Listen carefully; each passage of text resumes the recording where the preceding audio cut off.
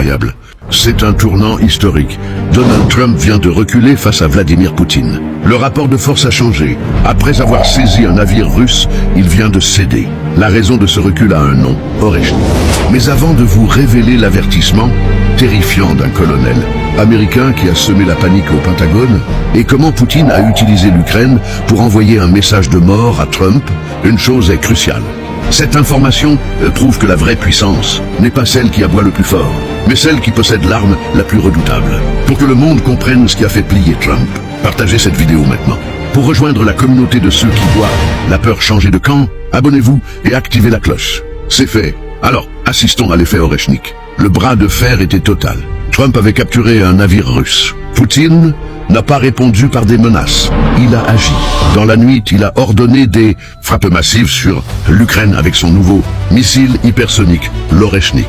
Ce n'était pas une attaque contre Kiev, c'était une démonstration pour Washington. Un message simple, voilà ce qui vous attend. Et le message a été reçu 5 sur 5. Ce matin, Trump a changé d'avis. Il a libéré 2 membres d'équipage russe. C'est un premier recul, une première fissure dans son armure d'arrogance. Mais pourquoi la panique au Pentagone? La peur ne vient pas seulement de la démonstration en Ukraine. Elle vient de l'intérieur même de l'armée américaine.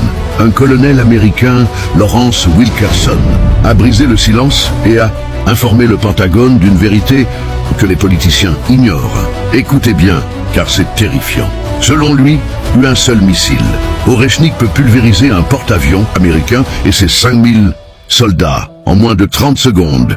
Le joyau de la marine américaine, l'instrument de la puissance de Trump, peut être anéanti en un clin d'œil. Révélation de 02, l'exigence de Poutine. Trump a libéré 2 marins espérant calmer le jeu. Mais Poutine n'est pas un négociant. Il est un prédateur qui a senti le sang. Il exige maintenant la libération de tout l'équipage, du navire entier et de sa cargaison. Pas une virgule ne doit manquer.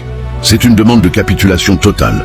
La vérité, la voici. Trump pensait pouvoir humilier Poutine, mais il a découvert qu'il jouait avec une puissance qui n'a pas peur d'utiliser ses armes les plus dévastatrices. La démonstration en Ukraine et l'avertissement du colonel Wilkerson ont changé la donne. La peur a changé de camp. La question n'est plus « Trump va-t-il garder le navire ?» La vraie question est « Maintenant qu'il sait qu'un seul missile russe peut anéantir son plus grand symbole de puissance, Trump va-t-il risquer une guerre qu'il ne peut pas gagner? Ou va-t-il plier le genou et accepter l'humiliation totale face à Poutine? Pour suivre ce bras de fer, où la technologie militaire dicte la politique, restez connectés. La peur est la meilleure des armes diplomatiques.